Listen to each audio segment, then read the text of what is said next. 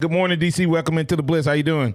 Doing great, Martin. How are you today? Doing well. DC Capstone Report. DC joins us every Tuesday, courtesy of RollTideBama.com and FreelancePitches.com. You can find his podcast every week at DCCapstoneReport.com. DC, that was just a few snippets from Tua Tagovailoa and talking about ready to get back out there, talking about his leadership role and taking into consideration what's the guy on. Did you get to hear that clip while you were on hold, or do I? I did. Okay, I did. Let's let James play clip number 3 again. Growing into a leadership role. Tua's talking a little bit about his leadership, and he said a couple of interesting things. And I want to just ask you a couple details. Did we read? Should we read anything into what Tua had to say there? While James is getting that queued up, the overall, because I got to get to this. If I don't ask you up front now, I won't get to it. But when it comes to Alabama basketball and going to the NIT, yesterday, DC, I asked the following question regarding would you rather go to the NIT when you're trying to build a program? I know it's year 4, but the reality of it is the program isn't built yet. And if Avery stays on, would you rather go to the NIT and make a nice run, or would you rather just get to the dance and lose in the first round? I think the fans would rather you get to the dance. I think, but from a coaching perspective and from a person who's trying to build a team, I think going to the NIT gives you more playing time, more opportunities to build a team for next year, and I think that's where we're headed. So, in my opinion, if I'm the coach, I think another first-round loss in the NCAA wouldn't do anything to make this team grow. However, a long run in the NIT might make this team gel for next year. And the risk versus reward, because people say, well, he could lose in the first round of the NIT, and I said, well, you're going to be in the same boat then. You're going into the offseason with a bad loss or a bad taste. So I tend to agree with you there in terms of the basketball. Real quick, who you got? Bama going to be taking on hosting a home game here in the first round of the NIT as a number 1 seed. Yeah, I think Alabama's going to win this game. I think Norfolk State is going to come in with the underdog role and want to try to knock the big dog off. But I think Alabama's going to win this game. I think the coaching is going to be better because I think at this point in time he's coaching for next year. No pressure, as much pressure as it was. Like you said, if he loses this game, it's no different than if it lost the first round of the NCAA. They're rebuilding for next year anyway. I think Alabama wins. I think it sets up a great game if Dayton wins. Alabama versus Nancy Grant, second round. That'll be a fun game. Yeah, and that was just coincidence, by the way. I'm sure. I'm sure the NIT and their committee was literally just looking at the teams and their records, and they just happened to put them in the same bracket. And yeah. Anyway, hey, let's get. I think you can see there was a little manipulation behind the scenes. I think that's all. The only team that you talk about upset, and I can't even believe I'm bringing this up, but did you see Auburn's draw in the NCAA tournament? I did. Oh, my goodness. How could you win the SEC tournament in your first game? You're going against a team that's on a 19-game win streak. That's a bad draw. Would that be? Yeah, would that potentially be the worst draw in the tournament? My thought initially was that maybe some Alabama fans were on the committee that put that draw together. I wasn't sure. Well, hey, but Auburn's on what, an 8-game win streak in the SEC, so that may be one of the more interesting matchups as far as just pure matchups and the thing. But let's get back to some football before these Alabama fans drive off a cliff. And because I teased him about talking about Tua and hearing what Tua had to say. Here's Tua Tagovailoa, DC, talking about growing into his leadership role. It's pretty easy, especially when you have guys that could show you the way last year, guys like Jalen being able to show us, those kind of things, things that he used to do, especially our freshman year with me and Mac. So being able to help these guys and teach these guys, it's nothing new. And that's Tua talking about nothing new, learning from Jalen, and then teaching these younger guys how to do it. Then another statement he had to say was about thinking about the other players and not just about himself. In a prior comment, he talked about that, and I thought to myself, was Tua coached or potentially talked to this offseason about maybe some of those 50-yard bombs that he would just jack up and throw, being a little selfish? Do you think that's a possibility? Well, I think it's not more than a possibility. I think the theme going into this season is going to be team, and what can you do to make the team better, and being disciplined enough to make decisions that are team decisions, not individual decisions. And so I believe that from what I'm hearing already from speakers that have come in and speakers that have got lined up, I think they're intentionally going to talk about team. And I believe that's one thing that Coach Saban even said in his opening press conference is we got to get back to the Alabama football where we play as a team. And I think that's one thing about the Alabama factor. If you come in there, you're going against a team, and this team is going to make you quit. And so I think when you start getting selfish and making decisions that are selfish, then they hurt the team. And I think that's one thing he talked about. And I believe sometimes we talked about it on the show last. You had some callers talk about it. You've had some listeners mention it. And everybody didn't want to hear that. But, I talked about Tua needing to make better choices in when to hand the ball off and when to throw the ball. And a lot of our running game was thwarted by not giving them the ball when they should have gotten the ball. And I think that's another area that he needed to work on. And he even talked about it in his interview that things he need to work on. With all those things, you hate to say selfish, but when you put yourself above the team, then that's what it is. What turned out being selfish. I think he realizes that now. Yeah, it's interesting. We're speaking with DC Capstone Report.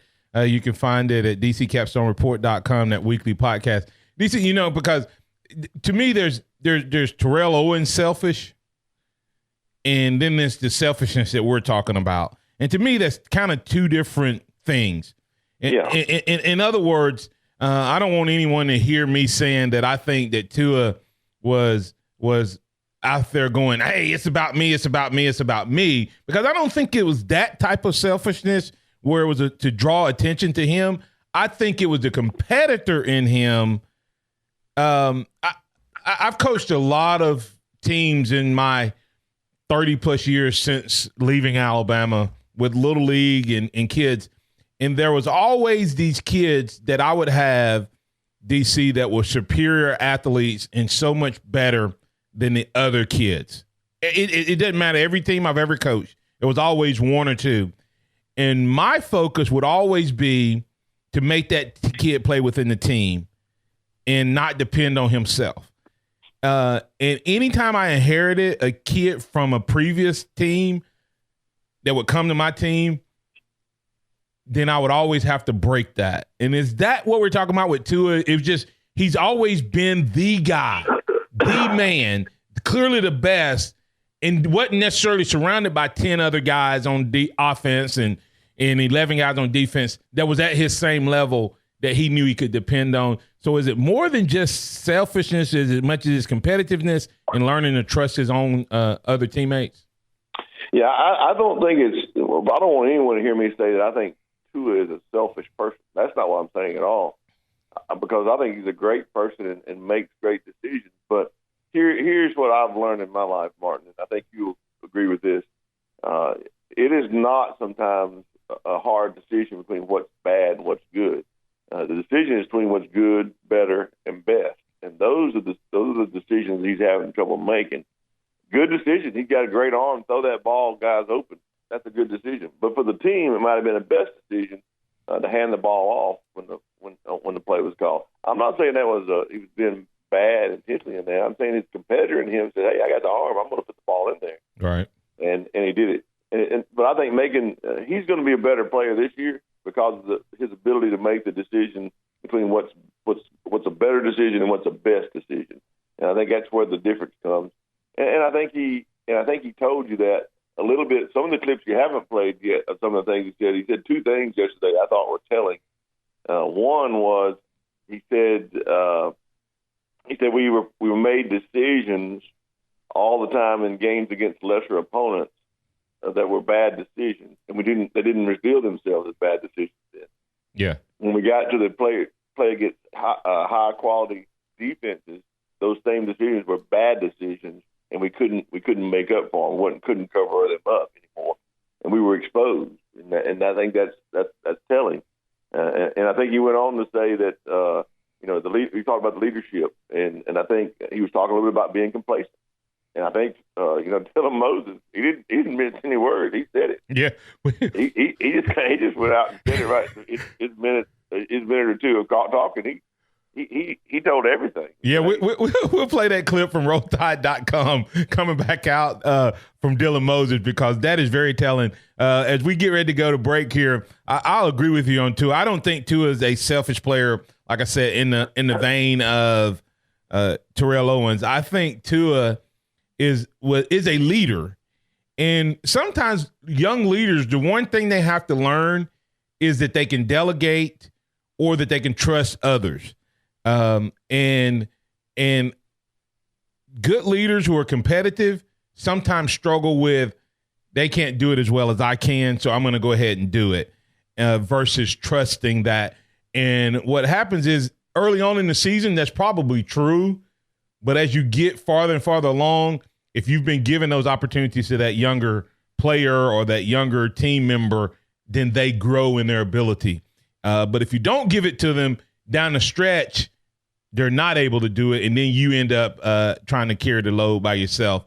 We'll talk about that and more. We'll also read that statement that you were talking about that Tua Tagovailoa made about the lesser opponents, which is very telling, because I think this year the lesser opponent is going to be a bigger challenge than even last year's schedule. We'll talk about that more right here on the Blitz on Tide 102.9 and 100.9.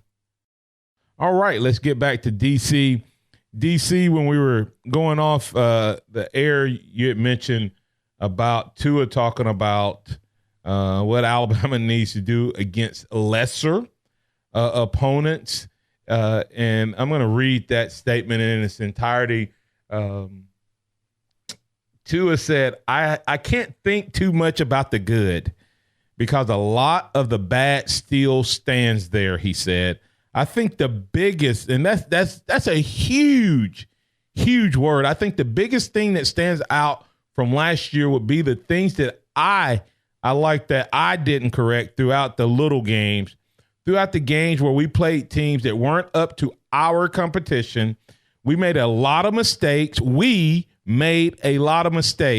And we couldn't get away, and we could get away with it. That ended up catching up to us, and I think that's something big that we can all take from as a team. So Tua Tagovailoa saying, you think about how we beat the lesser opponents last year. I think this year's schedule from the off-brand games is weaker than last year's. And so we have to go into those games with a serious note. But just comment again, give a little more detailed thought on what Tua Tagovailoa was saying there, and how you think or what Nick Saban will do differently this year that will help us learn from those games. Well, I think what he was saying there is he himself individually realized he made some errors, some mistakes, some bad plays in those games that didn't hurt. Because the other team wasn't able to take advantage of those errors. But he didn't correct those mistakes. He didn't have the discipline. Coach Saban talked about that in his press conference. We had players that didn't show discipline on the field. He didn't have the discipline to say, okay, I made this mistake here. I can't make this mistake against Georgia. I can't make this mistake against them. He wasn't thinking to the end game when he was in the first game. Yeah. And I think that's what we've seen here is going to be a different change. I think Coach Saban is trying to recalibrate his team, start thinking about the game they're in and how it makes a difference down the road. And I think making the mistakes in those games and not realizing that it's a big deal is a problem. I think that leads to complacency, and I think that's what happens to teams, both offensively and defense. Now, case in point, just to point out, give you an example of that, I think Tua was very telling. Later in this same interview, he said, I had a problem with pre-snap reads. And he talked about going to being faster to go to that pre-snap read. And he said, he mentioned it. If you listen back to it or read back, he says the defense coordinator at Clemson, talk about the Clemson game. He says what he says. He took advantage of that. He showed us first a formation where I made a pre-snap read and already was determined what I was going to do, and then he changed it on me. If you look at his first interception that he threw against Clemson, that's exactly what happened. He had the mindset. He knew what the pre-snap read was going to be. He knew where he was going with the ball. But that safety didn't play what the pre-snap read showed. He came up, and picked the ball off. Had Tua learned from his mistakes in earlier games where he did that and been able to take advantage, he could have took advantage of Clemson right there because he did have a player streaking behind the safety wide open down the field on that play, but threw it to the wrong player. That's the kind of small mistakes that were made in little games that come back to haunt him in the big games. He never learned from it. Yeah, because in those little games, the guys couldn't show you something and have the athletic ability to get to something else. So a lot of times, what you pre-read, you were good enough or athletic enough to get it in there or squeeze it in there, and then ultimately those became interceptions down the road or broken passes down the road. You said something. We're going to get to Gregory for a question, but you said something I want us to hold on to as a listening audience.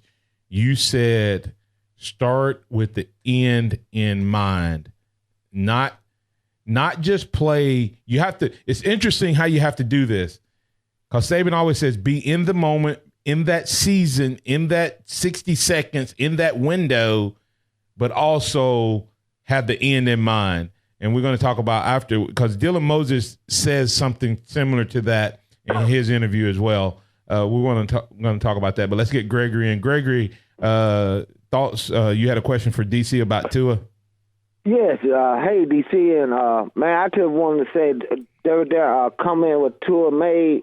Don't that give fans more hope by this season? Because we got a lot to look for about maturity from his calls now. You know what I'm saying? With the young, with teams that we playing that really ain't up to par, and to the teams that we got to play that might give him a little challenge. You know what I'm saying is, the one that make him. Since he said that like he coming out and letting us know that he have mature a little bit more now. Yeah, I think you're right, Gregory. In my opinion, I think you hit the nail on the head. All the fans, Alabama fans, ought to be encouraged by what he's saying, because I think we're seeing growth there from a player who's really, really a good player. But you add a little more depth, maturity, growth to him. I think he only makes the team better. He makes himself better. He makes everybody around him better, both on offense and defense as a leader. If they see him stepping up, making the effort this year from where he came last year, I think it makes everybody else better. So, I think we have a lot to be encouraged about by that. Right, as a team. See what I'm saying? Yes. And what got my my thoughts was when he recognized, opponents, ain't up to par to them, to opponent that's is. You know what I'm saying? And this schedule coming up, is weaker than it was last season. How you think, like Martin brought up, Nick Saban and his staff members gonna be able to,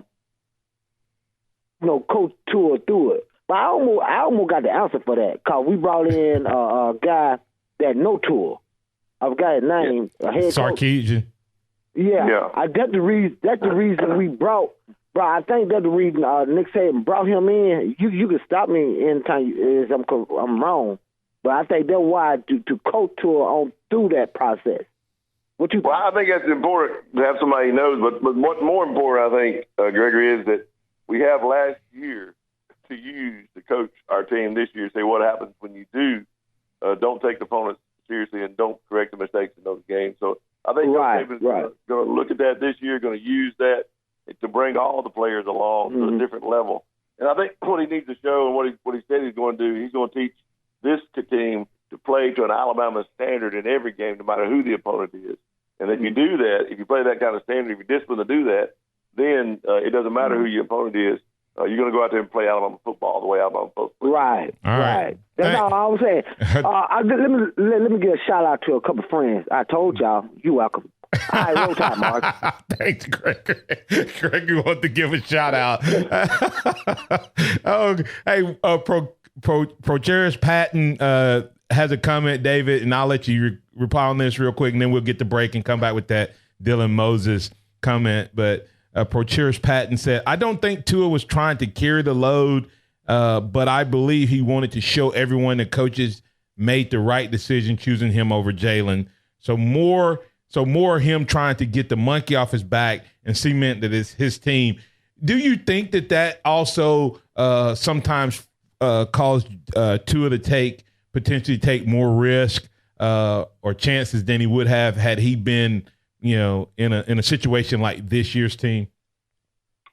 Well, I think it was a lot of pressure on him, and I think that he was young and he probably wasn't as mature to handle that type of pressure. Because it is a lot of pressure when the coach and everybody puts the mantle on your back that you're the guy after a big battle against the players who's really good. And so I think the pressure is probably what it gets. I don't think he was trying to overdo it. I don't think he had that back of his mind, but I think in the back of his mind was all the pressure. Hey, it's on him now to make to go out and do what everybody says he can do. Right. All right. So I think it was tough. Yeah, I think it impacted him, like you said, not necessarily him thinking that he has to prove them wrong, but if he doesn't do his job, then there's a guy on the sideline waiting to take his job, and that pressure can get you no matter how good you are. Coming back on the other side, we're going to get Dylan Moses' comments and have DC give his thoughts on that. Alabama's starting inside linebacker Dylan Moses dishing quite a bit of information, DC. I don't even know where to start, but I mean, he in that little snippet there, I think we got the entire offseason message that Nick Saban had for the players.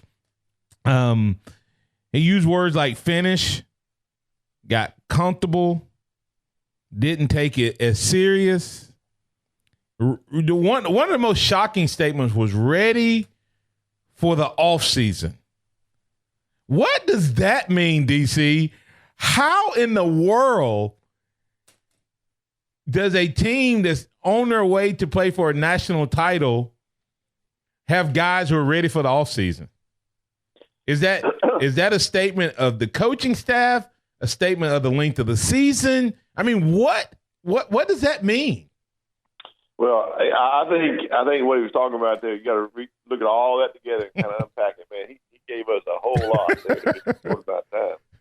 But when you look at look at it in the totality, and you look at the whole big picture there, I think what he's doing is he's parroting what he's hearing from Coach Saban, no doubt. I mean, this is the mantra that we're talking about, finish this year. But he's really being honest with you. I think he's saying there were some guys in that locker room who were not all in when they were going in to play the championship game or down the stretch. And I think that it's twofold. I think when he says gotten complacent or gotten gotten to a point where he thinks it's going to be handed to him, I don't think it's working for him anymore. That's what I think he said. When he also says, hey, but this year's offseason has been, I'm really pleased with. I think he saw it early on last year. I think he's telling you that they did get better, and then it got worse during the course of the season. And so I think he's talking about being tired. I think he's talking about being ready for it to be over. And I think what he's talking about there is the same thing that Josh Jacobs would say. That, hey, I saw it. I looked around at some of those guys. They weren't ready to play the national championship game. And I think they were saying, hey, at that point in time, they weren't ready to play. I think that's coaching. I think that's instilling in your players a desire. And I think sometimes it's having fun. Young guys want to have fun. And I don't think that they were having fun, even though they were winning all those games. I don't think there was a camaraderie. I don't think there was a team feel. I don't think it was a feel-good type thing, and I think it kind of boiled over in those last few games that we had there. But he said a lot about the chemistry of the Alabama defense, the Alabama team in a small amount of time that he had to speak. But he was honest. And I love it when a player is just telling you the honest truth. I think he was honest. Speaking with DC Capstone Report, I'm going to tell you, you guys are going to have to come back tomorrow because I'm going to dig a little deeper on how ready for the offseason. It didn't help last year, but how it may actually make this year's team better. I think he may have been talking about the Anomas of the world, the guys who felt like they should be playing, the guys who don't feel like they got a fair shake, the guys who we didn't get any reps in the fact that we went into the national championship game and had to move an inside linebacker to outside linebacker because we didn't get some of those 4 and 5 stars ready. I think those guys, I think the Brian Robinsons of the world, those guys who are now competing for jobs, DC, just maybe, that's what he meant. We'll talk about that a little bit more on tomorrow. He talked about leadership needs to be better, and they have to learn to focus and stay focused. Give us some thoughts on that. Oh, I think he's definitely talking about leadership and staying focused and being focused. I think there's times that what he's drawing from there. There's times in Alabama's play last year that there was not pretty much of a leader. I think Tua talked about that. Tua talked about upping his leadership, making everybody else around him better. And I think Dylan Moses is going a long way to do that. I believe Dylan Moses, when they moved him, had to move him in those final games there. I don't think he played as well when he had to be moved in different positions. I think there were times when he was looking at the sideline and the coaches weren't coaching as well because he didn't even know what play they were in. Right. Trying to get them to get the play to him so he would know where to go. So I think all that, he's talking about all that situation. There need to be leadership on the team, leadership from the coaches, leadership from the players. I think he's talking about overall leadership. And also he's not calling out Coach Saban there. He's talking about the players and talking about the other coaches that were coaching him. And I think we saw a little bit of that. Look, these players aren't dumb to some of the things that go on with the coaches when you have your defensive coordinator take the play call and beat it away from right. All that type stuff going on. Hey, they're not dumb to that. They know what's going on there. And so I think he's talking about leadership of the whole team. It needs to be a more cohesive team. And I think we'll see. I think it's going to make it better, too. I think we're going to be better this year because of the things that they've had to go through. And the way that they went about it last year, being exposed in some of these big games is going to come back to give them a good understanding this year of how they need to play these lesser